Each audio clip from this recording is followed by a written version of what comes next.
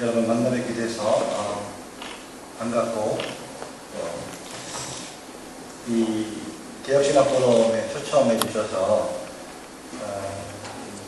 이 프랑스 신앙고백서의 신학적 의미에 대하여 또 함께 나눌 수 있는 기회를 주시고 또 초청해 주신 개혁신학 포럼 주최 또 관계자 모든 분들께 진심으로 감사의 말씀을 제가 첫 번째 시간에 여러분들에게 말씀 드릴 주제는 프랑스 신앙고백서의 신학적 의미입니다. 오늘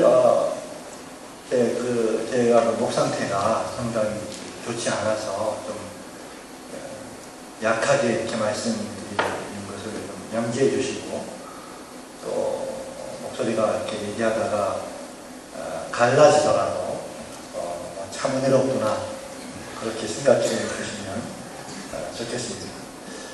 프랑스 신앙고백서에 대해서 저는 전문가는 아닙니다만 워스트민스터 신앙고백서를 위시해서 여러 가지 그 신조와 교리, 신앙고백서에 대한 관심이 많기 때문에 이 강의를 수락을 했습니다. 그러나 이 프랑스 신앙고백서에 대해서 좀 더 전문가적인 입장에서 글을 쓰시는 분들이 몇 분들 계십니다. 그래서 그분들 책을 제가 나중에 좀 소개해 드릴 테니 그 책을 또 참조하시면 좋겠고, 두 번째 시간에 서창원 교수님께서 위그너 신앙의 역사 또 여러 의의들을 설명해 주실 것으로 믿고, 위그너 신앙과 프랑스 신앙고백서의 역사적 배경은 생략을 하도록 하겠습니다. 제가 오늘 여러분들에게 좀 강조하고자 하는 것은 신앙고백서의 중대성입니다.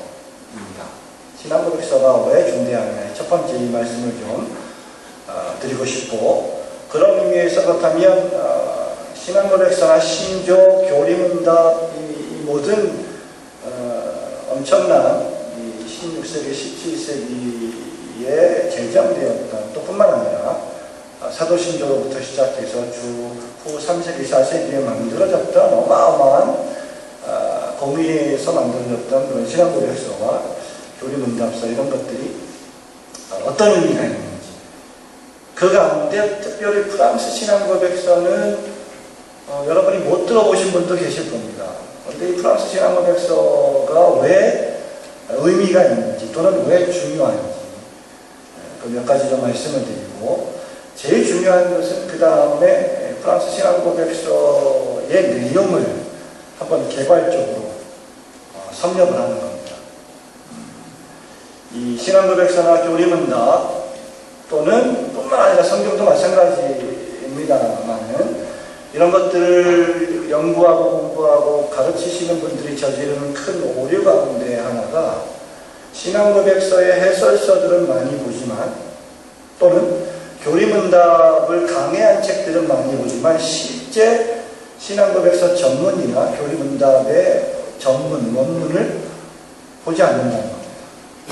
마찬가지로 성경을 우리가 설교를 하는데, 성경을 설교할 때 성경에 대한 주석, 주해, 이런 것들을 많이 우리가 연구하죠, 공부하죠. 당연히 해야 됩니다. 그런데 제일 중요한 것은 사실 성경 원문 그 자체입니다. 그래서 그 원문 자체를 공부하는 것이 무엇보다도 아주 시급하게 필요한 일이라고 생각을 하고, 그래서 여러분들에게 부탁을 드립니다만, 이 책의 이 교재의 99페이지 보시면 프랑스 신앙고백서 전문을 장대선 박사님의 번역으로 실어 놓았습니다. 그래서 그 신앙고백서 전문이 실려 있기 때문에 나중에 그것을 천천히 읽으면서 여러분들 스스로 공부를 하시면 아주 좋을 듯 합니다. 저에게 주어진 시간 동안 저는 그 세 번째 제가 강조하고자 하는 이 프랑스 신앙고백서의 전문의 내용을 오늘 짧은 시간 동안 여기 참석하신 모든 분들에게 개괄적으로 소개를 하고자 하는 것입니다. 이 프랑스 신앙고백서를 사실 제대로 공부하려면 한 학기 분량의 강의를 해야 될 분량이죠. 그런데 우리가 1시간 동안 또는 1시간 한 20, 30분 동안 이것을 상세하게 다룬다는 것은 불가능합니다. 그럼에도 불구하고 이것을 아주 요약해서 압축적으로 요점만을 간략간략하게 우리가 한번 훑고 지나간다면 프랑스 신앙 고백서가 이런 내용으로 구성이 되어 있구나 라고 그 뼈대를 간추릴 수 있을 것입니다. 그래서 제가 강의를 진행할 때 세 가지를 염두에 두고 진행한다는 것을 말씀을 좀 드리고 생각하시면서 들으시면 좋겠습니다.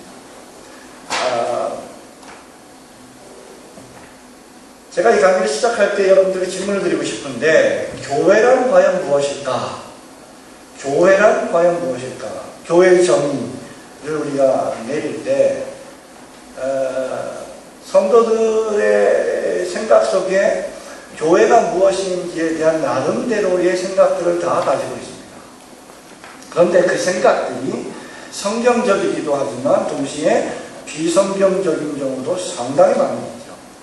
오늘날의 교우들의 큰 문제 가운데 하나는 저마다 자기 머릿속에 자기 생각 속에 나름대로의 성경관, 신관, 교회관, 구원관 이런 것들을 다 장착을 하고 있다는 겁니다. 다 나름대로 생각을 하고 있다는 거예요. 그렇다면 그것이 옳은 것인지 그릇된 것인지를 누가 판별해 주느냐, 어떤 것을 표준으로 그것을 우리가 판별할 수 있겠느냐라고 할 때 물론 성경입니다. 그런데 보십시오. 야고보서에 보면 야고보 사도가 이렇게 말합니다. 너희가 하나님이 한 분이신 줄 믿느냐? 사단 마귀도 믿고 떤다. 이런 말씀을 하죠. 그러니까 마귀도 하나님에 대한 지식을 가지고 있는 겁니다. 그렇기 때문에 모든 사람들이 성경을 믿는다고 하죠. 그래서 성경을 믿는데 그 성경의 권위를 가지고 우리가 생각하고 있는 계시론, 신론, 하나님에 대한 생각, 구원에 대한 생각, 또 교회에 대한 생각, 더 나아가서 목사, 장로, 집사에 대한 이런 모든 개념들을 무엇이 판별하고 무엇이 구분해 주느냐라고 할 때 교리입니다. 자, 교리란 무엇이냐? 하나님의 말씀인 성경이 교훈하는 바가 교리입니다. 디모데전서 6장 3절 말씀에 보면 누구든지 다른 교훈을 하며 바른 말 곧 하나님의 교훈에 창념치 아니하면 이런 말씀이 있죠. 거기에 다른 교훈이라고 할 때 그것은 잘못된 교리를 가르치고 바른 말이라고 할 때 그것은 sound doctrine, 건전한 교리를 가르칩니다. 그러니까 하나님의 말씀인 성경이 가르치고자 하는 내용들이 바른 말이고 바른 교훈이라는 것이죠. 그런데 이것을 받지 아니하는 사람들, 이 교훈에 창념치 아니하는 사람들은 그 다음에 교만해서 아무것도 알지 못한다. 이렇게 바울이 평가를 합니다. 디모데후서 4장 3절에도 보면 때가 이르니 사람이 그 다음 바른 교훈을 받지 아니하며 라고 말하고 있습니다. 그때 기록된 그 바른 교훈도 역시 사운드 doctrine이에요. 건강한 교리, 건강한 하나님의 말씀의 가르침.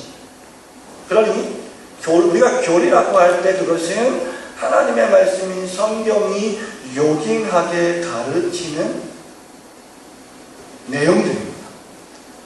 그러면 우리가 여러분들이 이제 목사님들이시면 전부 다 신학 공부를 하셨는데 신학교에 들어가시면 여러 가지 과목들을 배우죠. 성경신학을 배웁니다. 그리고 조직신학을 배우고 실천신학, 역사신학을 배우는데 그 중에 조직신학 가운데 우리는 그 말을 다른 말로 뭐라고 합니까? 그 한문의 명칭을 교의학이라고도 하죠.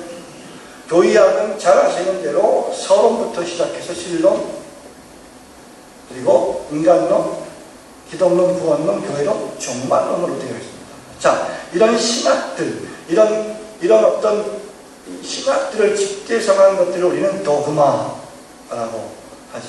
교리라고 하죠. 그래서 화랑계열에서는 조직신학을 교의신학이라고 하지만 영미에서는 이 교의학을 조직신학이라고 이렇게 부릅니다. 그리고 제가 지금 말씀드리는 것은 무엇이냐? 성경에서 하나님의 말씀의 가르침인 교리가 나오고 그 하나님의 말씀의 가르침인 교리를 체계적으로 집대성한 학문이 교의학이라는 것이죠. 교의, 도그마라는 것입니다. 이것이 우리가 말하는 신학이에요. 제가 왜 이 말씀을 드리느냐? 프랑스 신학 고백서를 설명하기 위해서 이 말씀을 드리는 건데, 종종 우리는 이런 사람들을 만납니다. 성경만 믿으면 되지, 성경만 알면 되지, 굳이 뭘 교리를 알아야 되느냐, 이런 말들을 하는데, 그것은 대단히 무지한 발상입니다. 무지한 이야기입니다. 왜냐하면 하나님의 말씀이 교리를 가르치고 있기 때문이죠. 그래서 하나님의 말씀을 잘 배우면, 하나님의 말씀을 배우게 되면 교리를 배우게 될 수밖에 없습니다. 교리와 성경은 뗄래야 뗄 수 없는 관계에 있습니다. 그리고 그 하나님의 말씀의 가르침인 교리를 좀 더 신학적으로, 학문적으로 진작시키는 작업이 조직신학이고 교의학입니다. 그러니 조직신학, 교의학도 필요하고 교리도 필요하고 성경은 두말할 필요 없이 필요합니다. 그런데 오늘날 우리 21세기의 우리 시대는 어떤 문화의 사조 속에 살고 있습니까? 교리를 혐오합니다. 물론 최근에 교리에 대한 관심이 상당히 늘어나서 신앙고백서를 공부하고 소요리문답을 공부하는 그런 운동들도 많이 벌어지고 있지만 그것은 제가 볼 때 아직도 여전히 마이너리티예요. 그렇지 않습니까? 절대 다수의 한국에 있는 교회들은 교리를 등한시합니다. 교의를 등한시합니다. 신학을 진작시키지 않습니다. 교리와 신학이나 교리는 신앙생활과 별 상관이 없다고 생각을 합니다. 이렇게 신앙고백이나 교리를 홀대하고 무시하죠. 자, 그러면 그 교회가 건강해질 것 같고, 그 교회가 부흥될 것 같고, 그 교회가 많이 성장할 것 같지만, 외면적으로 볼 때 그런 일들이 벌어지고도 있지만, 그럼에도 불구하고 그런 교회들은 어떤 문제가 생길 때 치명적인 약점을 가지게 됩니다. 왜냐하면 그 문제가 성경적인지 비성경적인지 교리적으로 볼 때 이것이 옳고 그른지를 판별해 줄 수 있는 근거가 없기 때문입니다.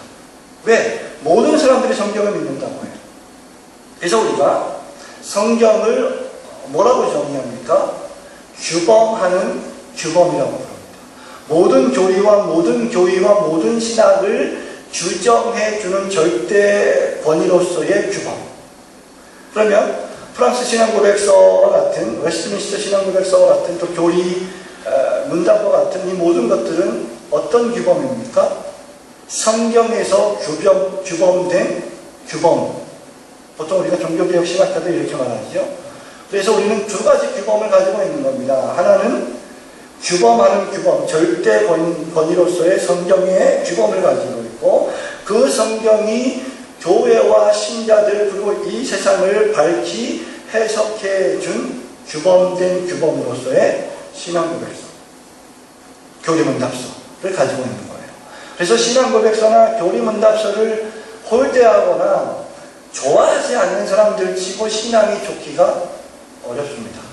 그리고 그 신앙이 올바르기가 대단히 어렵다는 겁니다.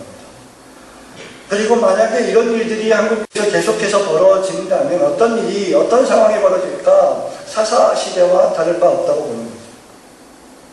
어떤 시대입니까? 사람들이 각기 다 자기 소견에 옳은 대로 판단하고 행동하고, 좀 시체말로 말하자면 제멋대로 행동하는 목사, 장로, 집사, 권사, 회중들, 성도들이 발생하게 되는 것입니다.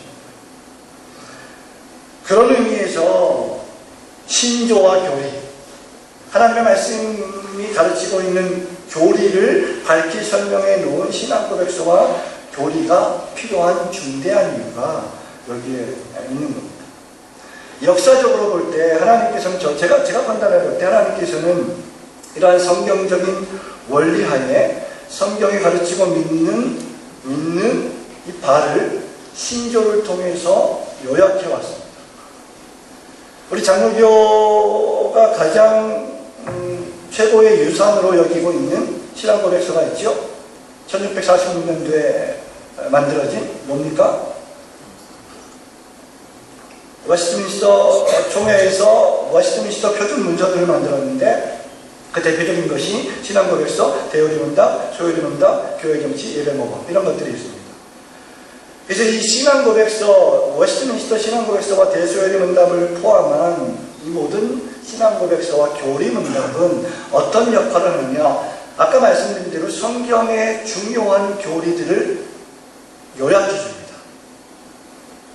그래서 여러분들이 프랑스 신앙고백서를 1항부터 40항까지 공부를 마치고 나면 웨스트민스터 신앙고백서와 상당히 유사하다는 것을 발견하게 될 겁니다. 또 뿐만 아니라 벨직 신앙고백서와 상당히 유사하다는 것을 발견하게 될 겁니다. 왜냐하면 성경의 교리를 요약해 주기 때문이죠.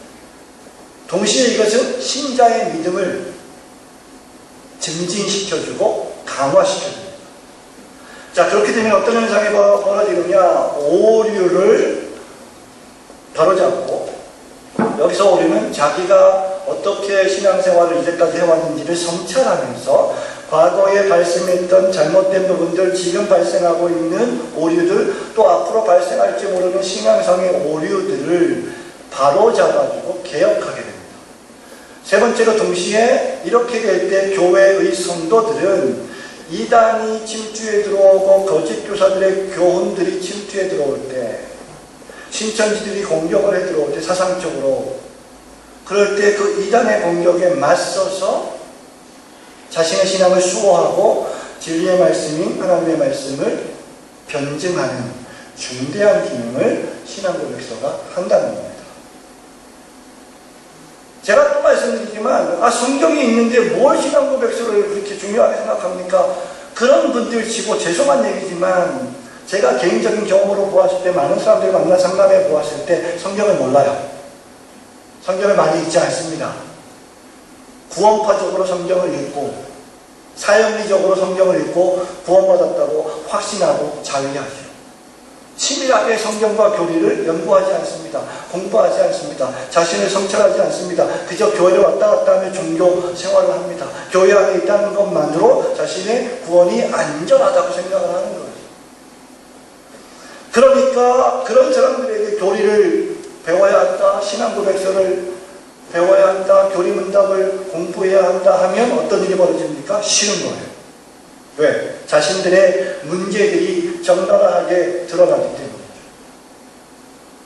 말씀드린 바와 같이 신조는 성경의 교훈을 요약해주고 성경의 올바른 이해에 도움을 줍니다. 제가 여지없이 깨닫게 됩니다. 저희 교회에서 제가 소요리문답을 54주 설교했고요. 강의가 아니라 설교입니다.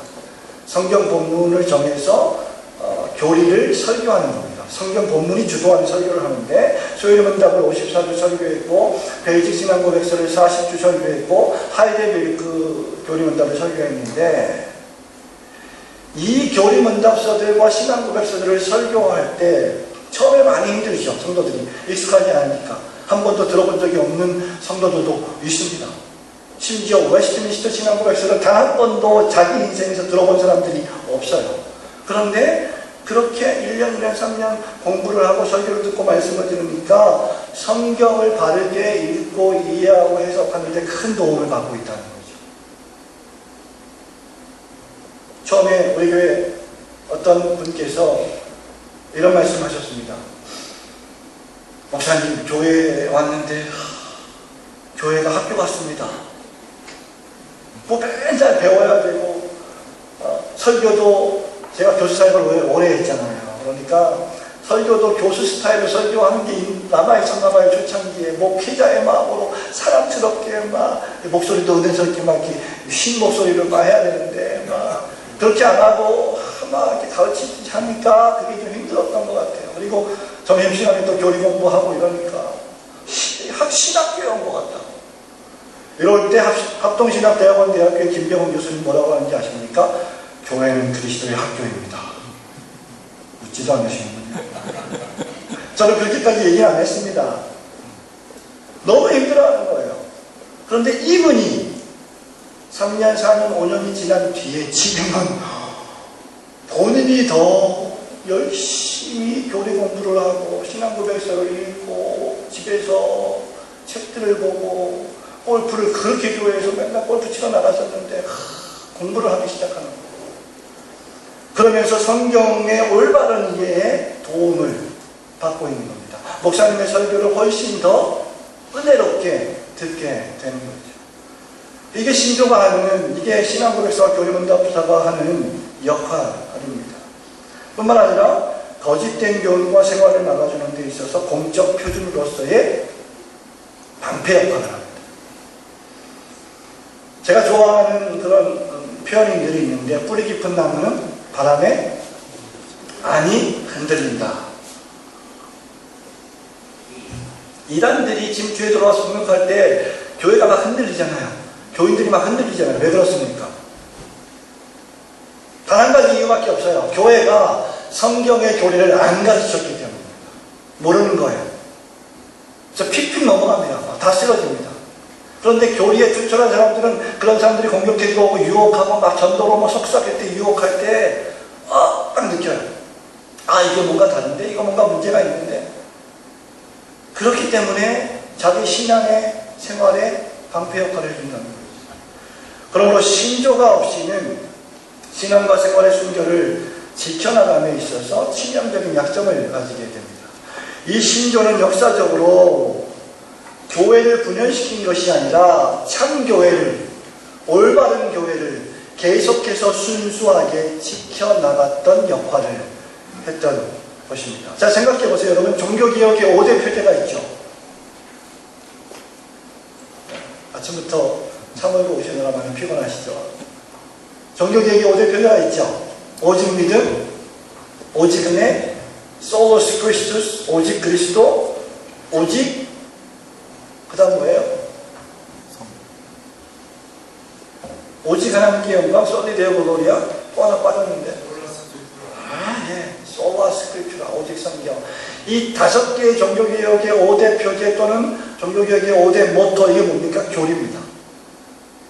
종교개혁자들이 또 17세기 신학자들이 이러한 용어들을 전문적으로 연구해서 박사학위 논문을 쓴 게 아니에요. 그리고 종교개혁의 학자들이 5가지의 표제를 일괄적으로 혼자 다 만든 것도 아닙니다. 종교개혁 시대 15세기, 16세기, 17세기를 거쳐가면서 많은 신학자들이, 많은 목사들이 이 5가지의 표제 가운데 한두 가지, 두세 가지를 강조해 왔던 거죠. 그것이 오늘날 19세기, 20세기에 들어서서 5대 표제로 확정이 된 겁니다. 여러분, 이 모든 것들이 교리입니다. 사도신경, 사도신조라고 부르죠, 우리가. 교리입니다. 그러므로 이 교리와 신조들은 여러 가지로 묘사되어 있는데, 큐리드, 신경이나 캐리키즘, 요리문답, 또는 캐논, 규헌, 규범, rule of faith, 신앙의 규칙, 상징, 선언, 또는 confession, 신앙고백, 이런 다양한 명칭으로 불리게 됩니다. 자, 신앙고백이라고 하는 명칭은 종교개혁 시대에 나왔던 교리들, 신조들을 가리킬 때 사용되는 용어였습니다. 그리고 캐리키즘이라고 하는 용어는 여러분 너무 잘 아시는 것처럼 어린아이들 또 청년들을 신앙교육할 때 질문하고 답하는 형식으로 만들어진 교육 교재였습니다. 그래서 소요리 문답, 어린이를 위한 교리교육 교재였습니다. 17세기에 영국 청교도들의. 대요리 문답은 누구를 위한 거예요? 성인들과 목회자 후보생들이 공부하는 교리문답 교육 교재였습니다. 이 모든 것들이 신조라는 것이죠. 근데 이 신조의 정의가 뭐냐? 꼭 믿어야 할 신앙의 조항들을 제시한 내용입니다. 구원과 신앙생활에 없어서는 안 될 필수 불가결한 내용들을, 더 이상 줄일 수 없는 내용들을 요약해 놓은 진술, 이게 신조입니다. 우리가 가지고 있는 이 신앙고백서들이 다 그런 성경의 교리들을 요약해 주고 있는 것이죠. 자, 그런데 문제는 이겁니다. 과연 이 신앙고백서와 교리문답, 소요리문답, 대요리문답 이런 것들이 성경적인 것인가? 제가 앞서 말씀드렸죠. 신조는 교리에서 나왔고 교리는 성경에서 나왔다. 그렇다면 신앙고백서와 교리문답서의 기원은 분명히 성경에 있습니다. 그런데 문제는 진짜 성경이 교리를 말하고 있나? 진짜 성경이 교리문답을 말하고 있는가? 라고 하는 것이죠. 신앙고백서와 교리문답서 역사상에 존재했던 수많은 이러한 역사적 개혁파의 문서들이 성경과 관계가 없다면 제가 지금 하는 강의는 아무 의미가 없습니다. 내 말에 성경과 관계가 있다면 뭐 치명적으로 중요하다고 생각해야 되겠죠. 자, 신조가 어떻게 기원이 되었습니까? 저는 이것이 성경적이라고 봅니다. 신조의 기원은 예수 그리스도를 믿는 신자들이 자신의 믿음에 대한 내용을 입술로 고백하고 시인하고 그것을 명백하게 표현하기 위해서 만들어진 것입니다. 또 하나는 무엇입니까? 이단이 초대교회를 공격하고 주 3세기, 4세기 여러 역사적인 이단들이 발생했을 때 공교회가 공의회로 모여서 무슨 작업을 했습니까? 그 이단들을 판별하고 이단들의 거친 사상들을 배격하고 우리가 믿는 참된 교리들을 정립했죠. 그 목적으로 신조가 제정이 된 것입니다. 크게 두 가지 이유죠. 우리의 믿는 믿음의 내용을 표현하기 위해서, 두 번째는 이단들의 공격에 맞서서 이단들의 공격을 폐퇴시키기 위해서. 그 대표적인 것이 무엇입니까? 도르트 신경 아닙니까? 제임스 아니니우스의 이단적 사상을 다루기 위해서 수집된, 그래서 도르트 신경을 제정한 것이죠. 그리고 우리의 믿음을 분명하게 표현하기 위해서 스코틀랜드, 웨일즈, 영국, 아일랜드 교회들이 공히 사용할 수 있는 예배 모범과 신앙고백서와 교리문답을 만들기 위해서 소집된 회의가 웨스트민스터 총회 아닙니까? 이런 이유에서 신조들이 만들어진 것입니다. 뿐만 아니라 니케아 신조, 유명한 아다나시우스 신조, 이런 신조들이 역사상에 존재해왔던 것이죠. 자, 근데 저는 지금 신조가 성경적이라고 말하는 것입니다. 왜냐하면 우리 목사님께서도 좀 전에 설교하셨습니다만은 마태복음 16장에 보면 우리 예수님이 제자들에게 질문을 하십니다. 그렇죠. 가이사랴 빌립보 지방에 갔을 때 너희는 나를 누구로 아느냐? 그러니까 세례 요한, 엘리야, 위대한 선지자 가운데 한 분이십니다 라고 대답을 하니까 예수님이 그 대답에 대해서 이런 방구 대답을 안 하시죠. 두 번째 또 물으십니다. 뭐라고 물으십니까? 너희는 나를 누구라 하느냐? 그때 베드로가 뭐라고 말합니까? 대표적으로 주는 그리스도시요 살아계신 하나님의 아들이십니다. 이 뭐예요? 위대한 베드로의, 이걸 우리가 뭐라고 불러요? 베드로의 위대한 신앙 고백. 그리고 이것의 근거에서 주 3세기, 4세기에 제정된 것이 사도 신경입니다. 자, 그러면 교회는, 개인적으로 신자는 또는 공동체적으로 교회는 주님의 물으심에 대답할 의무가 있는 겁니다. 목회를 하시는 분들은 너무나 잘 경험하고 계시겠지만 성도들이 의외로 뭘 물어보면 대답을 못합니다. 예를 들어서 구원이란 무엇입니까? 물어보면 구원은 받았는데 구원이 뭔지 설명을 못해요. 그리스도는 어떤 분이십니까? 라고 하면 그리스도를 믿기는 믿는데 그리스도가 어떤 분이신지, 그분이 뭘 하셨는지 설명을 못해요. 그것은 성경을 체계적으로 또는 교리를 체계적으로 공부하지 않았기 때문에 발생하는 현상들입니다. 그런 의미에서 우리는 주님의 질문에 대답해야 될 의무가 있다고 보고, 저는 주님이 교리문답을 실시하신 분이시다. 교리문답 아닙니까? 너는 나를 누구로 하느냐? 예수 그리스도는 너에게 누구시냐? 예수 그리스도는 당신에게 누구십니까? 질문하고 답하는 형식의 교육 방식을 주님이 택하신 것입니다.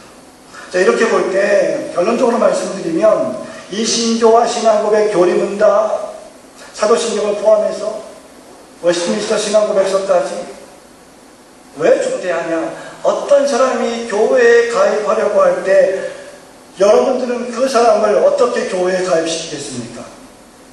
무엇을 판단으로, 무엇을 근거로? 11조를 많이 내니까? 헌금을 많이 내니까? 그렇습니까? 아니죠. 신앙고백이 필요한 거죠. 신앙고백을 확인해야 됩니다. 그래서 어떤 사람을 교회의 회원으로 받아들이려고 할 때 신앙을 공적으로 확인할 필요가 있는 거죠. 그리고 우리가 그리스도를 따르고 있음을 나타내고 주께 다른 사람들이 나아오도록 하려 할 때, 또 이단을 분별하고자 할 때, 또 더 나아가서 교회들 간의 연합을 추구하고자 할 때, 교회 연합의 첫 번째 전제는 교리의 연합입니다. 교리가 연합되어야 교회가 교단이 통합이 가능한 것입니다. 그렇지 않은 여러 가지 물리적인 통합들은 언제든지 또 다른 분열을 낳았던 것을 우리는 역사적으로 경험을 하게 됩니다. 자, 이것이 신조의 정의예요. 그리고 신조의 가치는 이미 우리가 너무나 많이 말씀을 드렸기 때문에 더 반복할 필요가 없다고 생각을 합니다. 결론적으로 말씀을 드리면 신앙고백, 교리문답과 같은 이러한 모든 신조는 우리에게 성경이 가르치는 교리들을 교훈하고 있기 때문에 우리가 어떤 신앙 정통에 소속되어 있으며 우리가 다른 유사 종교나 유사 교회에 소속되어 있지 않으며 우리가 유사 그리스도인이 아니라는 것을 증거해 주는 역할을 한다는 것입니다. 자, 이제 큰 두 번째로 프랑스 신앙고백서의 신학적 의미를 간단히 좀 말씀드리고자 합니다. 우리가 보통 개혁교회가 가장 중요하게 여기는 신앙고백의 라인이 두 개가 있습니다. 하나는 영미권의 라인이고 하나는 화란 계열의 라인입니다. 자, 영미권은 제가 늘 말씀드린 바와 같이 웨스트민스터 종교회의에서 만들어졌던 신앙고백서와 대요리문답, 소요리문답입니다. 화란 계열에는 화란의 종교개혁의 후예들은 자신들의 교회를 연합시키는 목적으로 세 가지 신조를 공적 신조로 받아들였습니다. 이것을 Three Forms of Unity라고 부르죠. 그래서 새일치 신조라고 부릅니다. 그 새일치 신조 가운데 하나가 제일 먼저 만들어진 게 1561년도에 만들어진 벨직 신앙고백서입니다. 그리고 1563년도에 만들어진 게 하이델베르크 교리문답. 그리고 세 번째가 1619년에 만들어진 도르트 신경입니다. 이것이 화란교회의 새 일치 신조예요. 자, 어떤 사람들은 화란과 이 영미권의 개혁교회 신조들이 서로 상충되고 대립된다고 주장하는 분들이 있는데 그것은 대단히 온당치 못한 평가입니다. 이 내용들을 여러분들이 면밀히 살펴보면 교회의 직제나 또 특별히 세례와 성찬, 이 성례에 대한 부분에서 약간의 미세한 차이가 있을 뿐 전부 똑같습니다. 그래서 상호 보완적이고 이 화란 계열의 이 세일치 신조를 공부한 분들이 외민 총회의 이 세 가지 신조를 공부할 때 실용적인 도움을 받게 됩니다. 그리고 이 개혁교회의 신앙의 내용들이 고스란히 외민 신앙고백서에 담겨지게 됩니다. 그래서 연속성이 있는 거예요. 이것이 두 개의 분열된 다른 신앙고백서가 아니라는 것입니다. 자, 그런데 제가 지금 세일치 신조와 외민 신앙고백서 말씀드렸죠? 근데 프랑스 신앙고백서는 뭐냐? 프랑스 신앙고백서는 이 말하자면 새일치 신조와 외민 신앙고백서의 근거가 됩니다. 기초가 됩니다. 프랑스 신앙고백서를 초안한 인물이 바로 요한 칼빈이었습니다.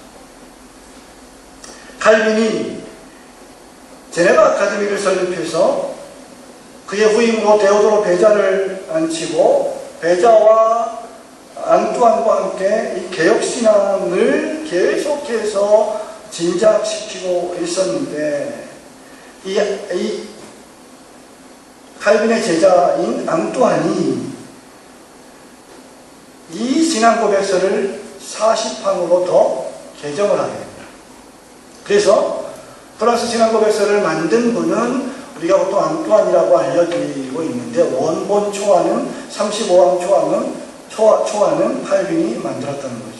칼빈이 만든 것을, 칼빈의 초안을 앙뚜안이 40항으로 개정을 해서 그 당시에 로마 가톨릭 교회의 잔혹한 박해를 받고 있던 프랑스 교회들과 위그노들에게 전달을 했고, 그리고 황제에게 이것을 전달을 해서 이 개신교 신앙을 추구하는 사람들은 무슨 반역도당들이 아니다, 참되게 하나님을 섬기는 사람들이다라는 것을 알리기 위한 목적으로 제정이 된 겁니다. 그래서 여러분 간파하시겠지만 프랑스 신앙고백서의 이 구조를 보면 제일 많은 분량을 차지하는 것이 무엇일까요?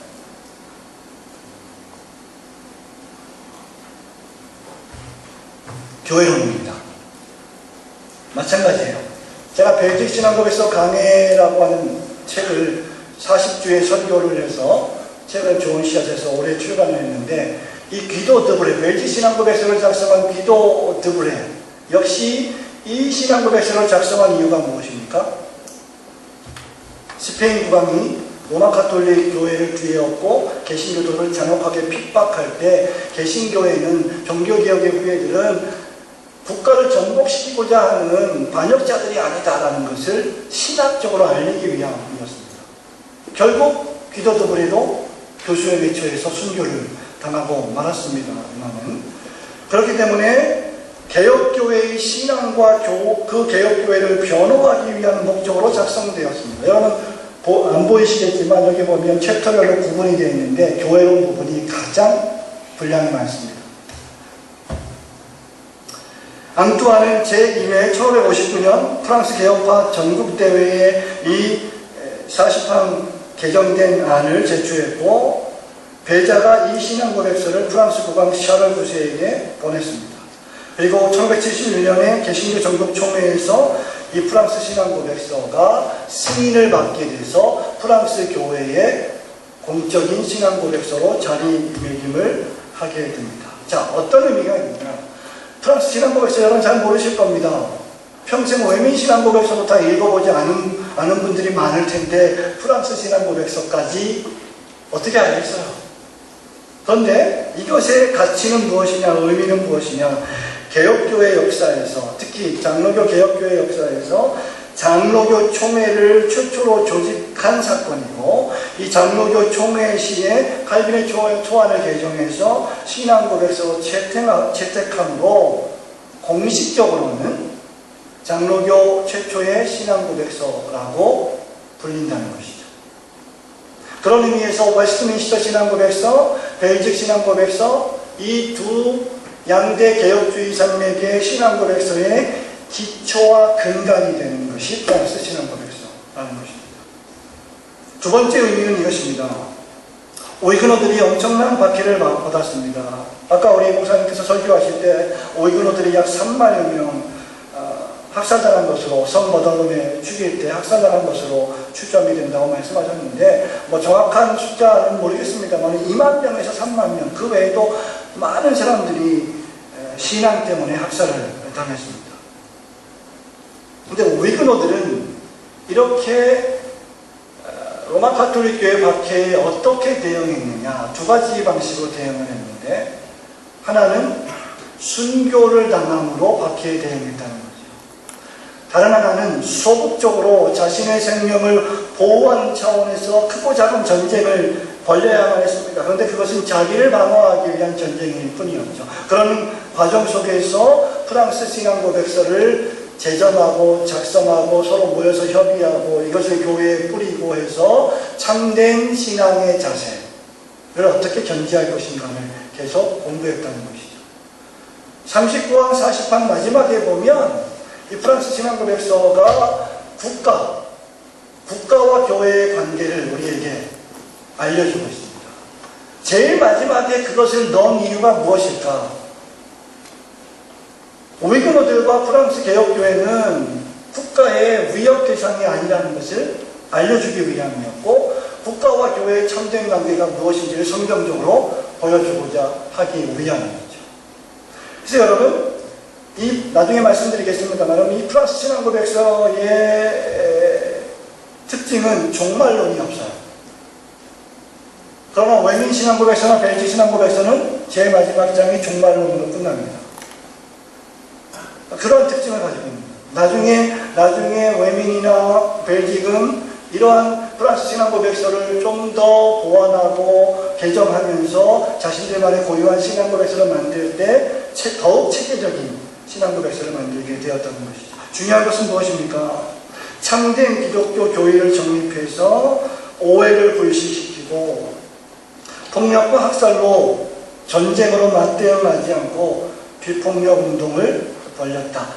그리고 신학운동을 벌였다 하는 겁니다.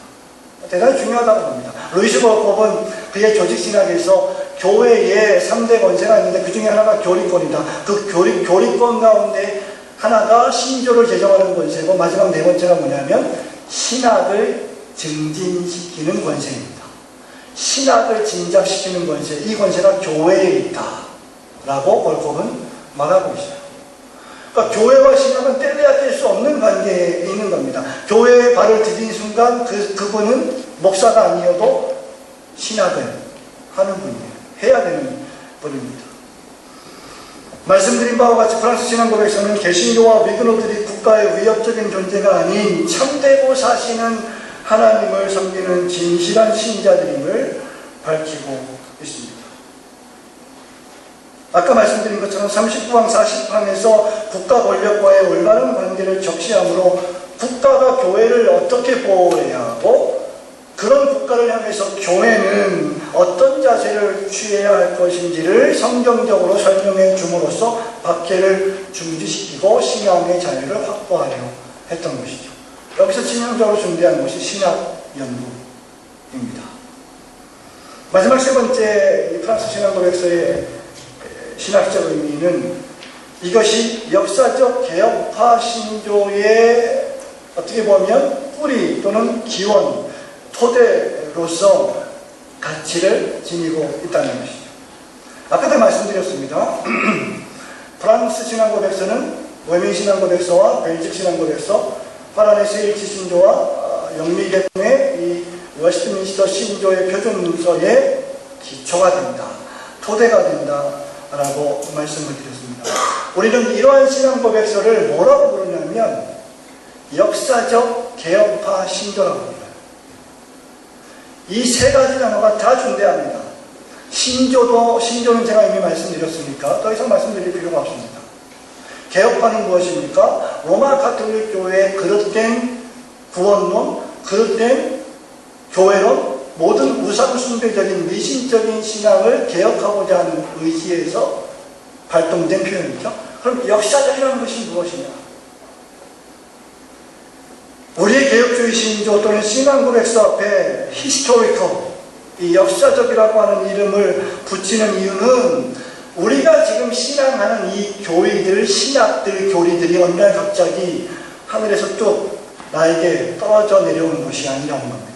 지난 2000년의 역사 속에서 수많은 사람들이 이 진리를 지키고 보호하기 위해서 목숨을 내놓고 싸우다가 제정된 교리들이라는 것이죠.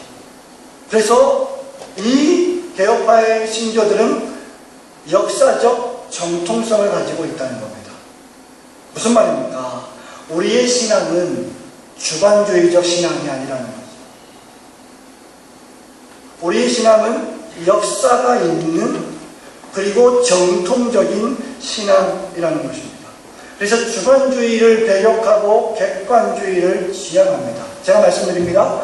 주관을 부정하는 게 아니에요. 주관을 부정한다면 우리는 신앙생활을 할 수가 없죠. 우리의 신앙의 사유와 성찰과 묵상이 전부 주관입니다. 주관은 필요합니다. 그러나 주관주의는 대단히 위험하죠.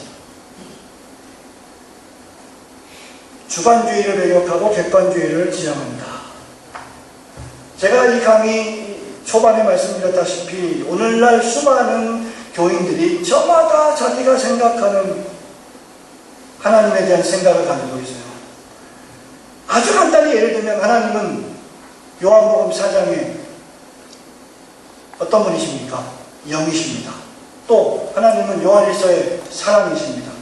그러니 교회 범죄 사건이 벌어졌습니다. 어떤 성도가 어떤 교인이 교회를 막 흔듭니다. 교회를 어지럽힙니다. 그러면 다음에는 어떻게 해야 되겠습니까?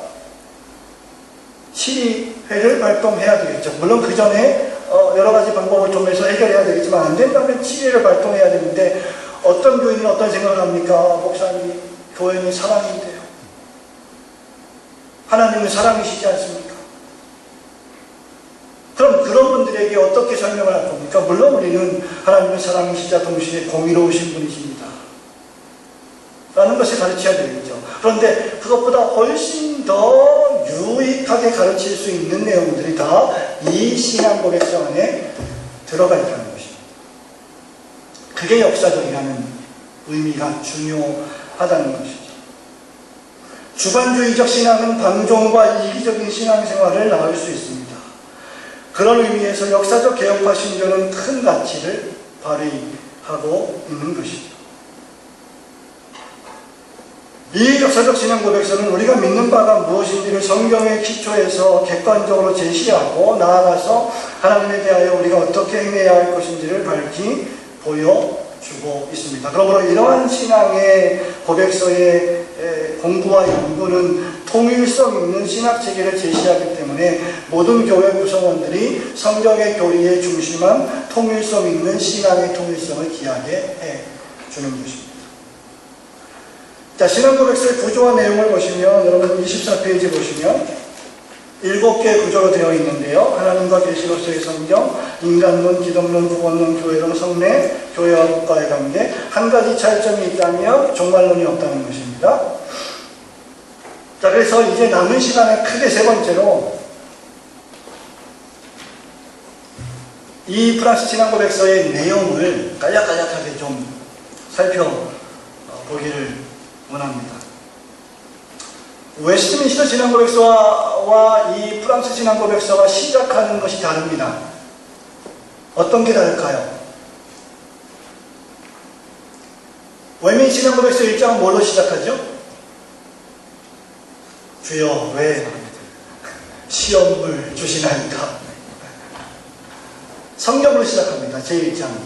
그런데 프랑스 신앙고백서는 하나님으로 시작을 합니다. 자, 신론이 먼저 오냐, 계시가 먼저 오냐. 그래서 어떤 분들은 웨스트민스터 신앙고백서가 1장 기독교 인식론의 근원이요 토대가 되는 성경으로부터 시작하기 때문에 기독교 인식론의 토대를 확립했다. 그래서 웨스트민스터 신앙고백서가 훨씬 더 가치가 있고 중요하다고 주장하지만 제가 볼 땐 그것은 별로 중요한 게 아닙니다. 왜냐하면 프랑스 신앙고백서도 인식론을 말하고 있을 뿐이죠. 자, 문제는 이겁니다. 우리가 하나님을 어떻게 합니까? 저와 여러분이 하나님을 어떻게 합니까? 뭘 통해서 합니까? 우리가? 하나님께서 우리에게 계시하여 주셔서 알죠. 자, 그러면 하나님이 계시지 않는다면, 하나님이 존재하지 않는다면 우리 하나님 알 수 있을까요? 아니죠. 계시의 주체가 하나님이십니다. 하나님 당신 자신이 계시이십니다. 예수 그리스도께서 계시의 결정으로 성유진하여 오셨습니다. 그분이 로고스이시죠. 그러니 신론이 먼저 나오든 계시론이 먼저 나오든 하등에 상관이 없는 거예요. 그러나 신앙고백서는 하나님께서 우리에게 당신을 알려주시는 분으로서 하나님으로부터 먼저 시작을 하고 있는 겁니다. 자, 프랑스 신앙고백서가 제정될 당시에 이 신앙고백서를 올바로 이해하기 위해서는 세 가지 이단들 또는 거짓된 가르침들에 유의해야 하는데 그 하나가 로마 가톨릭 교회, 행위교를 주장했던 로마 가톨릭 교회, 두 번째가 그런 로마 가톨릭 교회의 그 보이는 가시적인 교회의 권위를 지나치게 강조한 그 로마 가톨릭 교회에 항거하고 대항해서 싸웠던, 그래서 또 다른 극단으로 갔던 제세력파, 세례도 부정하고 교회의 어떤 질서도 무시하는, 그래서 어떤 개인적인 신앙을 상당히 강조했던, 회중의 신앙을 상당히 강조했던 제세력파가 있고, 또 하나가 소위 신령파라고 불리는 자유파들이 있었습니다. 감정에 호소하며 직접 하나님으로부터 말씀을 들을 수 있다고 생각하고 믿는 사람들이 그 당시에 혼재해 있었고, 지금 시대보다 훨씬 더 16세기와 17세기는 종교다원주의 시대였습니다. 어마어마한 신학의 사도들이 방종적으로 넘쳐 흘렀던 시대였습니다. 그래서 이 신앙고백서의 내용들을 여러분 살펴보시면, 아, 요거는 지금 로마 카톨릭을 염두에 두고 썼구나. 아, 이것은 제세례파의 극단주의를 배격하기 위해서 진술했구나. 이런 것들을 여러분이 느낄 수 있게 되는 것입니다. 자, 우선 1항은 하나님으로부터 시작을 합니다. 그런데 하나님을 어떻게 묘사하고 있을까요? 자, 우리가 이제 시작이니까 1항만 한번 읽어보겠습니다. 여러분 99페이지 펼쳐보시겠어요? 제 박사님, 제 강의를 몇 시에 마치면 돼요?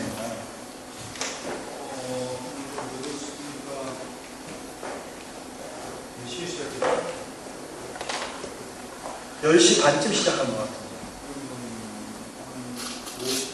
네, 알겠습니다. 그 안에 마칠 수 있도록 하겠습니다. 자, 1조 하나님, 이 부분 같이 한번 읽어볼까요? 시작. 우리는 하나님께서 한 분만 계시며 그는 영적이시며 영원하시며 보이지 않으시며 불변하시며 무한하시며 우리의 이해를 초월하시며 말로서 다 형용할 수 없으시며 전능한 단 하나의 단순한 본질을 가지신 분이시며 가장 지혜로우시고 가장 선하시고 가장 정의로우시며 가장 자비로우신 분이시라고 믿음으로 고백한다. 그리고 2조에서 하나님께서 하는 사람들에게 자기 자신을 1조에 있는 이 하나님을 이렇게 계시하셨는데 이렇게 나오는 거죠. 여러분, 이런 신앙 고백서가 우리에게 주는 것은 무엇입니까? 경박한 신앙을 멀리하게 해줍니다. 하나님의 위대하심을 우리에게 묘사해 주고 있는 거죠. 저는 칼빈의 기독교 강의에 이런 표현을 상당히 좋아하는데요. 라틴어로 Finum non capax infinum. 유한자는, 저와 여러분 같은 유한자는, 사람은 무한자이신 하나님을 포괄할 수 없다. 품을 수 없다. 다른 말로 하면 이해할 수 없다. 여러분, 지금 우리가 1항을 읽었는데, 1조를 읽었는데, 이렇게 한 분이시고 가장 공의로우시고 영이시고 이 분을 저와 여러분이 어떻게 알 수 있습니까? 모든 신앙 고백서가 이 부분에서 거의 시작을 합니다. 이것은 우리로 하여금 우리가 얼마나 겸손한 신앙을 해야 될지를 보여주는 것이죠. 하나님께서 우리에게 계시하여 주시지 않는다면 우리는 결코 하나님을 알 수가 없는 겁니다. 이 하나님께서 우리에게 어떻게 당신을 계시하시고 알려주십니까? 두 가지 방편으로 해주시는데, 창조와 보존과 통치, 그리고 하나님 말씀이 기록된 문자로서의 성경. 베이직 신앙고백서는 이것을 가르쳐서 자연의 책과 성경의 책, 이렇게 또 신학적으로 묘사하기도 합니다. 하나님을 우리가 어떻게 알 수 있느냐? 창조를 통해서, 성경을 통해서. 그러면서 신앙 고백서는 이어서, 여러분 이 99페이지에 보면 3조에 뭐가 딱 기록이 되어 있어요? 이 성경은 구약과 신약의 정정들로 구성되어 있으며, 그 다음부터 뭐가 나와요? 네? 성경의 목록들이 다 기록이 되어 있죠. 여러분, 외민신앙고에서도 역시 마찬가지입니다. 그죠? 창세기부터 계시록까지 다 기록해놨어요. 굳이 성경 66권을 우리에게 계시의 말씀으로 주셨습니다. 이렇게 써도 될 텐데 굳이 다 적어놨어요.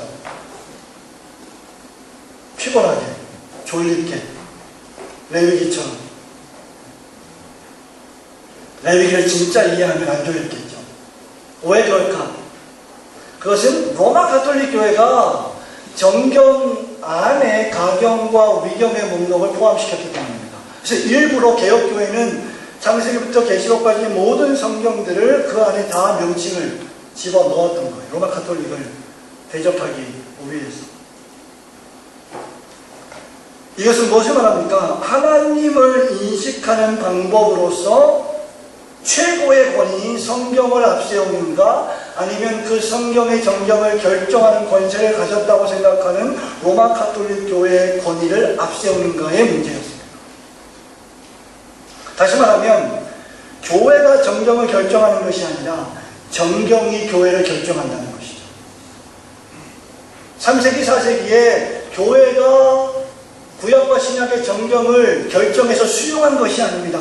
이미 2, 3세기, 4세기에 하나님께서는 신비한 방식으로 그 교회 공동체들에게 어떤 것이 하나님의 말씀이고 그 어떤 하나님의 말씀을 어떻게 전파해야 될지를 알려주셨습니다. 신앙으로. 그래서 암묵적으로 2, 3, 4세기 교회들은 정경을 다 가지고 있었던 거예요. 그리고 그것을 수용했을 뿐입니다. 그리고 그 정경을 통해서 참된 교회를 정의해 나갔던 것이죠. 자, 무슨 말이냐? 권위가 어디에 있느냐? 권위가 교회에 있느냐? 유일한 권위가 하나님의 말씀이 성경에 있느냐? 가시적인 로마 가톨릭 교회에 있느냐? 신부에게, 교황에게 있느냐? 성경에 있느냐? 참된 유일한 권위가 목사에게 있느냐? 목사가 선포하는, 목사를 방편으로 선포되는 하나님의 말씀에 있느냐? 이 문제입니다.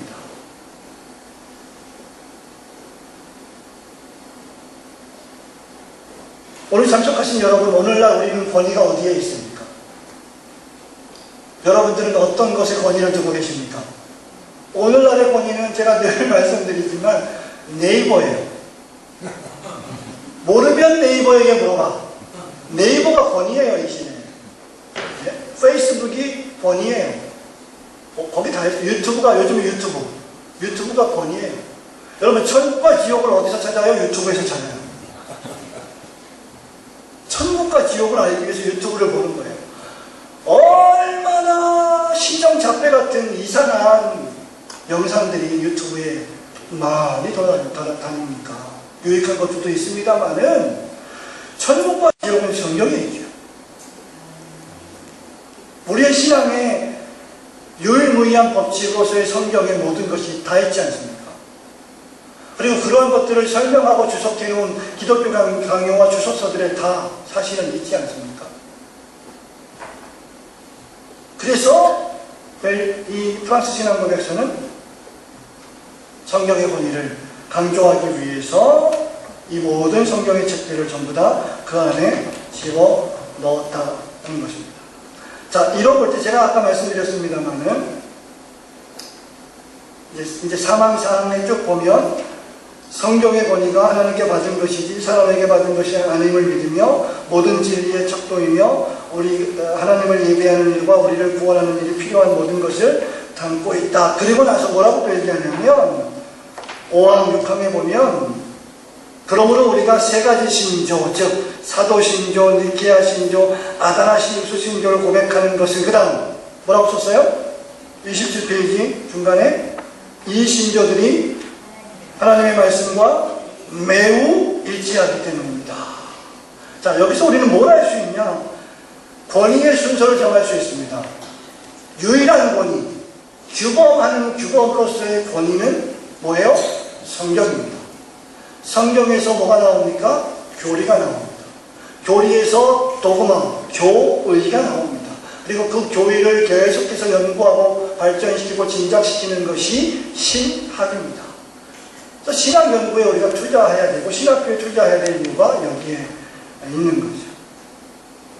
그래서 역사적 개혁파 신조들이 중요하고 우리 신앙의 선배들은 역사적 개혁파 신조들을 결코 무시한 적이 없다는 것을 이것은 우리에게 보여주고 있습니다. 자, 6항부터 8항은 삼위일체 하나님에 대한 내용입니다. 삼위일체 하나님에 대해서 혼동되지 않고 6항에 구별되지만 분리되지 않고 동일한 본질을 가지며 똑같이 영원하고 능력이 있다, 이렇게 진술하고 있습니다. 그러니까 여러분, 이런 진술들, 이런 요약들만 읽고 섭렵하고 이해해도 여러분들은 신학교에 가지 않아도 기독교 교리의 근본적인 내용들을 어느 정도는 개략적으로 섭렵할 수 있는 겁니다. 어마어마한 문장들이에요. 이게 그냥 명제적 문장이 아니라 어마어마한 문장들입니다. 칼계턴 신조가 삼위일체에 대해서 가장 압도적으로 명료하게 만들어 놓은 신앙 고백서라고 신경이라고 평가받는데, 이 삼위일체 교리를 네 개의 부정어로 완벽하게 설명해 놨습니다. Without confusion, without change, without division, without separation. 뭡니까? 성부와 성자와 성령 하나님은 첫째, 혼합 없이, 둘째, 변화 없이, 셋째, 분할되지 않고, 넷째, 분리 없이 하나이시다. 한 분이시다. 똑같은 본질을 가지고 동일하게 영원하고 동일한 권세와 능력을 갖고 계시다. 여러분, 이것을 어떻게 우리가 이해하겠습니까? 그래서 제가 또 말씀드립니다. Phenom non capax in phenom. 요한자는 무한자를 품을 수 없는 것. 겸손히 믿어야 되는 거죠. 그래서 삼위일체 교리를 잘 설명한 책들이 시중에 몇 권이 있는데, 그 중에 하나가 청신의 박재원 교수가 쓴 삼위일체가 알고 싶다 이런 책이 있는데, 그 책에서도 제가 추천서도 썼습니다만은 그 책이 매력적인 것 가운데 하나는, 제가 마음에 들었던 것 가운데 하나는 그 책이 겸손으로 시작해요. 삼위일체는 우리가 성경 계시를 통해서 알 수는 있지만 완벽하게 완전하게 알 수 없는 신비적 지식이다. 그러므로 겸손해야 한다. 이것을 겸손하게 또는 하려다가 또는 겸손하게 하지 못하다가 어떤 일이 벌어집니까? 세대주의, 범신론, 삼신론, 양태론, 성자, 종속설 이런 이단들이 발생하는 거죠. 제가 생각하기로 한국교회 적지 않은 교인들은 이런 이단적인 사상을 가지고 있다고 봐요. 삼위일체 신앙에 있어서. 구약에는 아버지 하나님만 계신 겁니다. 그들이 생각할 때. 제가 생각하는 거 아닙니다. 신약에는 예수님만 계십니다. 교회 시대에는 성령님만 계십니다. 전형적인 세대주의 신앙입니다. 또 범신론. 모든 자연 만물에 하나님의 실명이 깃들어 있다. 범신론이죠. 삼신론. 하나님은 세 분이시다. 세 분이 각자 따로따로 활동하십니다. 양태론. 아니, 하나님 한 분인 거 맞긴 맞는데 어떻게 합니까? 하나님은 양태를 따라서 어떤 때는 아버지로, 어떤 때는 성자로, 예수님으로, 어떤 때는 성령님으로 우리에게 나타났다. 이렇게 이야기하죠. 여기서 양태론에서 좀 삐져나온 것이 무엇입니까? 역할 분담론이에요. 저는 여기서 지금 강의하고 있는 목사고 교수이지만 제가 집에 가면 아버지 아닙니까? 제가 친구들을 만나면 친구 아닙니까? 어떤 때는 양태를 달기 위해서 아버지로, 목사로, 교수로 이렇게 드러나는 거죠. 그런 것들 전부 다 이단적 사상입니다. 또 하나가 무엇입니까? 성자 종속설. 수십 년 전에 우리 한국교회에 오셔서 강의를 했고 설교를 했던 유명한 분 가운데 존 스타트 목사님이 계신데, 이분이 이 삼위일체 교리를 청년 대학생들한테 쉽게 가르치려다가 상당히 곤혹을 치른 적이 있는 거 여러분 아실 겁니다. 그때 제가 정확한 워딩은 기억이 나지 않습니다만은 성부와 성자와 성령을 이렇게 묘사했어요. 성부는 장군이시다. 성자는 하사관이시다. 저는 군대를 안 갔기 때문에 이게 뭔지 잘 모릅니다. 성령님은 솔저, 군인이시다. 조금 비하해서 표현하면 쪼이가이다.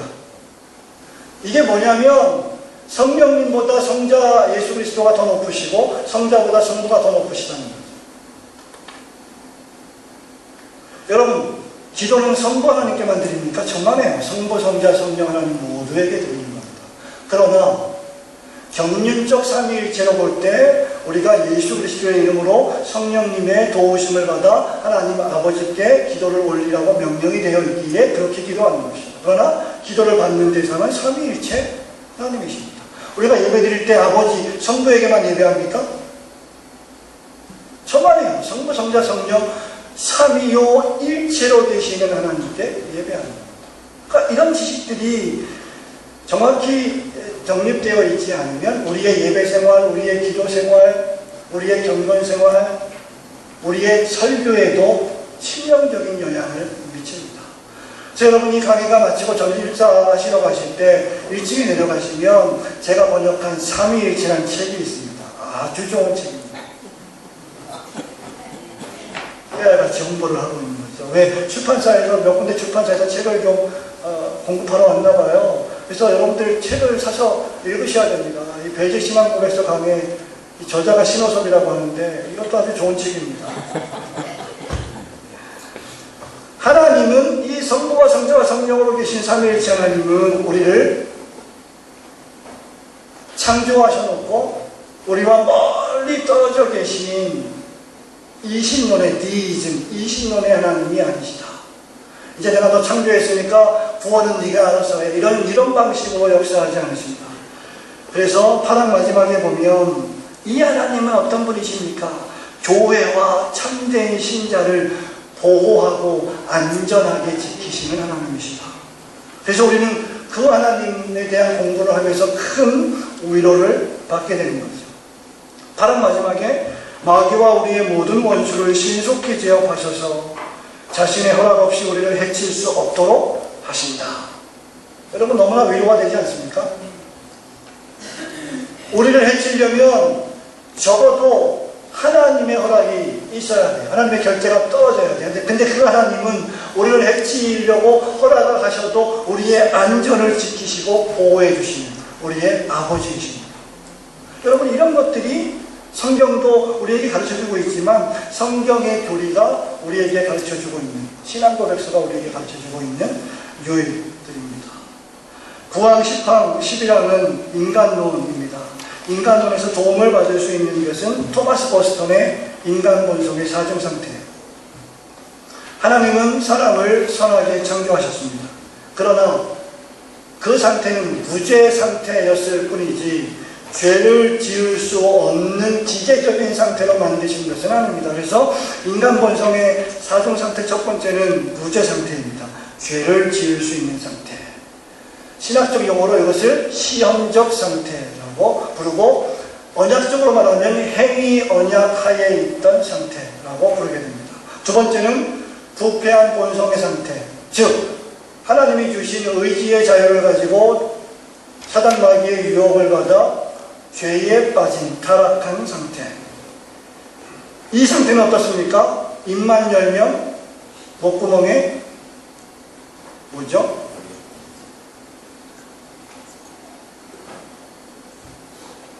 거미들이 왔다 갔다 하는 거짓말을 치는 입만 열면 속이고 거짓말하는 죄인. 다시 말하면 죄만 지을 수 있는 상태.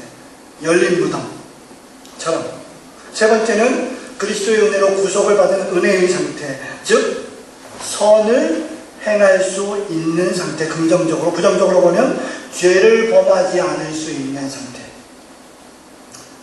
마지막 네 번째는 영원한 상태. 구원받은 은혜의 상태에서 이미 시작된 그 법적으로 신분적으로 의인된 우리의 의인됨이 이제 인격적으로 주관적으로 완성되는 완성의 상태, 즉 그리스도께서 재림하시거나 우리가 죽어서 하나님의 나라에 들어가는 상태. 저희 정답을 가르치는데 저희 주일학교 친구 가운데 한 명이 이런 질문을 합니다. 엄청난 질문을 해요. 목사님, 아담이 무죄 상태에 있었는데 시험을 받아도 죄를 지을 수 있는 상태에서 죄를 지었잖아요. 근데 우리가 구원받아서 마지막에 천국에 가면 그때도 우리가 죄를 지을 수 있는 상태가 되면 그때도 우리가 의지의 자유를 갖고 하나님을 배신하면 그때 또 지옥 가요? 얼마나 엄청난 질문이 이 질문이. 근데 하나님 나라에 들어가서 우리의 구원이 최종적으로 완성되는 상태는 어떤 상태이냐? 죄를 지을 수 없는 상태가 되는 거죠. 완전한 상태가 되는 겁니다. 그러니 그 나라에는 뭐가 없습니까? 눈물도 없고 슬픔도 없고 고통도 없고 무능력도 없는 아무런 제약이 없는 상태가 되는 것이죠. 자, 토마스 버스턴의 이 인간 본성의 사정 상태를 참조하시면 좋을 것 같고요. 기독론이 12항부터 15항입니다. 기독론이 왜 중대합니까? 예수 그리스도의 순종의 의의가 믿음으로 말미암아 우리에게 옮겨옴으로 우리가 신분적으로 법적으로 의롭다고 선언되고 성령님의 중생하심과 역사하심을 통하여 우리가 거룩하게 삶을 추구해 나가게 되는데, 이 당시에 신령파, 자유파, 제세례파, 로마 가톨릭 교회 모두를 신학적으로 양 구분을 해보면 두 가지입니다. 하나는 율법주의, 하나는 율법 폐기론주의. 이 싸움이 계속 15세기, 16세기, 17세기에 계속 존재해 왔습니다. 그러므로 기독론이 중대한 이유는 율법주의와 율법 폐기론주의를 모두 다 배격하게 하기 때문입니다. 예수 그리스도는 율법의 마침으로 오셨을 뿐만 아니라, 즉 율법의 마침이 되시는 예수 그리스도를 믿을 때 그 믿음으로 말미암아 참된 신자는 이제 공로적으로 율법적으로 계명을 지키면서 구원을 취득하려고 하는 것을 포기하게 되는 거죠. 동시에 참된 믿음을 지닌 신자는 그리스도께서 성취하시고 그 순종, 십자가 죽음의 순종, 삶을 통해서 말씀에 순종했던 그 모든 순종에 의거하여서 그 순종을 믿는 믿음을 지닌 신자는 그리스도께서 성취하시고 전가하여 주신 의의를 사랑하고 기쁘고 자원하는 마음으로 계명의 말씀에 순종하게 된다는 것입니다. 이분이 그리스도이십니다. 그리고 16강부터 24강은 이 예수 그리스도 우리의 참된 의가 되시는 하나님의 의로서 우리에게 오신 이 예수 그리스도는 그분의 복종 생활 전체를 통해서 의를 얻어서 하나님과 우리 사이의 간격을 없애고 하나님께서 우리에게 은혜와 자비를 품으시게 하셨는데, 이것이 전문용어로 화목입니다. propitiation. 이 일을 우리를 위하여 성취하신 사역이 그리스도의 순종의 사역이셨다 라고 쓰고 있습니다. 그리스도께서 보이신 의의는 순종의 의의입니다. 17장 18장. 그리스도의 죽으심의 결과는 죄의 사면을 통한 하나님과의 화목과 칭의인데, 우리의 죄를 용서해 주시고 우리를 의롭다고 칭해 주시는 근거가 그리스도와 그분의 순종 사역이라는 것이죠. 그러면 우리는 이 그리스도를 어떻게 받아들일 수 있겠느냐? 믿음이라고 하는 방편으로 받아들이는 것입니다. 그러므로 우리의 구원은 행위에 근거하지 않습니다. 동시에 믿음에 근거하지도 않습니다. 우리의 구원의 근거, 우리의 칭의의 근거, 우리의 성화의 근거는 어디에 있습니까? 예수 그리스도와 그분의 속죄적 사역에 있는 것이죠. 그래서 신약성경에 보면, 서신서에 보면 끊임없이 우리에게 뭘 촉구하고 있습니까? 너의 믿음을 바라보라 이렇게 촉구합니까? 사도 바울이? 너 믿음이 약해졌구나, 네 믿음을 좀 더 강화시켜봐라 이렇게 촉구합니까? 아닙니다. 예수 그리스도를 바라보라. 우리의 믿음의 창시자시요 우리 믿음을 온전케 하시는 이, 다른 말로 헬라 언어로 하면 퍼펙트, 완성자이신, 우리 믿음의 시작자이자 진행자이자 완성자이신 그리스도를 바랍니다. 왜? 그분이 우리의 구원의 근거이시기 때문이죠. 믿음이라고 하는 것은 청교도의 표현대로 하면 그리스도의 구속과 칭의를 받아들이는 거지의 빈손과 같다 이렇게 표현합니다. 그리고 이 믿음이 우리에게 있게 된 것은 철저하게 하나님의 약속인 언약에 근거한다. 그리고 그 언약은 예정 속에 있다라고 신앙고백서는 말하고 있습니다. 그래서 여러분들, 오늘 강의에 오신 여러분들 예수 그리스도를 믿으시죠? 믿으시면 한번 아멘 해보시기 바랍니다. 아멘. 이게 뭐 설교가 아닙니다만 다 믿으신단 말입니다. 그러면 이 믿음을 내가 확실히 소유하고 있다. 내 주관적인 감정이 증거하고 성경이 증거하고 모든 신앙고백서가 이것을 증거하고 있다. 그리고 나의 믿음의 삶의 열매가 그걸 증거하고 있다고 한다면 믿음을 소유했다는 것인데, 이 믿음을 소유했다면 신앙고백서가 뭐라고 말하냐면 21장에서 자랑할 것이 아니라 다른 사람보다 우선권을 받은 것을 하나님께 더욱 감사해야 한다. 32페이지 위에. 왜? 언약 안에서 우리를 불러주셨고 우리에게 믿음을 선물로 주셨기 때문이죠. 종종 이런 말씀하시는 분들이 있습니다. 돌트 신경을 가르칠 때 위험에 빠지는 일들인데요. 하나님은 왜 유기하십니까? 하나님이 사랑이시라면 왜 어떤 사람은 구원하고 왜 어떤 사람은 구원하지 않으십니까? 더 노골적으로 말하면 내 친구 철수는 왜 지옥에 보내시고 나는 천국에 보내십니까? 아주 초보적인 질문이죠. 근데 이 질문이 잘못된 겁니다. 이 질문 자체가 잘못된 거예요. 왜냐하면 우리는 전부 죽었습니다. 허물과 죄로 죽을 뻔했던 게 아니라 죽어버렸어요.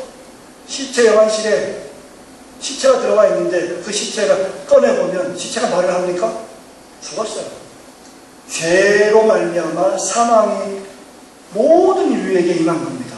그런데 하나님의 은혜로 그 인류 가운데 일부를 구원하시기로 하나님이 작정하시고 예정하신 겁니다. 그러면 우리가 던져야 될 질문은 이겁니다. 하나님 왜 나를 지옥에 보내시지 않으십니까? 질문이 잘못된 겁니다. 이런 것들이 신앙고백서와 교리문답, 신경들이 우리에게 주는 유익들이라는 것이죠. 자, 율법에 이 믿음을 가지고 있다면, 그래서 이 믿음의 특징은 이 믿음으로 계속 살아갈 은혜를 받게 하고 동시에 우리 안에서 반드시 선한 일을 낳게 만든다. 열매를 맺게 한다. 라고 올바르게 말하고 있습니다. 자, 율법의 역할은 참조해 보시면 되고요. 시간이 다 됐는데 이제 5분 남았는데요. 교회론 보겠습니다. 자, 아까 제가 강의를 시작할 때 교회의 정의에 대해서 말씀드렸죠. 교회가 뭐냐? 여기 있습니다. 27항에 보면 교회는 33페이지 마지막에 하나님의 말씀과 거기 한번 읽어보실까요? 하나님의 말씀과 그 말씀이 가르치는 순수한 교리에 순종하는 일에 하나가 된 믿는 자들의 회집. 이거 보세요. 프랑스 신앙고백서가 뭘 말하고 있어요? 하나님의 말씀과 그 말씀이 가르치는 순수한 교리에 순종하는 일에 하나가 된 믿는 자들의 회집. 그러니 교인들은, 성도들은 참된 신자라고 하면, 교회에 들어왔다고 하면 뭐 해야 돼요? 말씀을 배워야 되고, 말씀을 들어야 되고, 목사는 말씀을 가르쳐야 돼요. 그래서 성도들이 배워야 되는 것은 순명입니다. 아, 교회는 목사님 뭐 은혜로운 곳이지 뭐 굳이 그렇게 열심히 배워야 됩니까? 아니에요. 교회는 하나님 말씀을 배우는 곳입니다. 그래서 25항에 보면 누가 없이는 교회가 존속할 수 없다고 말합니까? 34페이지에 누가 없이는 34페이지 위에서 7번째 목사 없이 교회는 존속할 수 없다. 엄청난 말을 하고 있어. 왜 그럴까? 목사가 하나님의 말씀을 가르치기 위하여 합법적으로 훈련을 받고 인직을 받은 직분자이기 때문이죠. 엄청난 말을 하고 있는 겁니다. 오늘날의 평판과는 영 다른 이야기를 하고 있는 거죠. 오늘날의 문화와는 완전히 다른 이야기를 하고 있는 겁니다. 그렇기 때문에 성도는 지금 교회를 말하고 있는데, 신자는 그 교회가 목사가 있고 그 교회가 하나님 말씀인 교리를 가르치고 그 교회가 성례를 시행하고 그 교회가 권징을 시행하는 참된 교회라고 한다면 26강에 그 모임에서 스스로 떠나 개인적인 간구를 드리는 것이 위법이라는 것을 시사하고 있다. 여러분, 이것은 주관주의적 신앙생활을 배격하는 겁니다. 오늘날 가난한 신자를 아주 대놓고 자랑하는 사람들이 있어요. 페이스북에 주일날 자기는 교회 안 갔답니다. 주일날 스타벅스 갔대요. 스타벅스가 교회예요. 그 사람한테. 왜 지금 정한교회가 없으니까? 아, 좋습니다. 그래. 거기 가서 성경 읽고 속으로 찬송하고 기도하고 좋죠. 성찬식을 어떻게 하는 겁니까? 아메리카노 커피와 스트로베리 케이크 성찬식이에요. 여러분, 이런 시대에 우리가 살고 있어요, 지금. 그래서 역사적 개혁파 신교들이 중요한 이유가 여기에 있는 거죠. 29항 30, 31, 32, 33은 그 교회 안에 있는 목사, 장로, 집사의 참된 직분의 자격과 질서에 대해서, 사역에 대해서 말하고 있습니다. 권사는 성경적 직분이 아닙니다. 이 말하면 이제 오해하시나. 성경적 직분이 아니라는 것은 권사를 다 없애버려야 된다 이 말이 아니라 권사는 헌법적 직분입니다. 여기 헌법, 장로교 헌법에 있기 때문에 권사 제도가 뭐 필요한 게 한 그 교회 당회가 결정할 수 있는 부분입니다. 그러나 중요한 것은 목사, 장로, 집사가 있는데 이 직분은 위계적 질서가 아닌 사역의 질서입니다. 그래서 사랑으로 사역을 해야 돼요. 목사가 집사보다 높고 장로가 집사보다 높고 아닙니다. 직분이 동등합니다. 평등합니다. 목사와 평등합니다. 자, 문제는 뭐냐?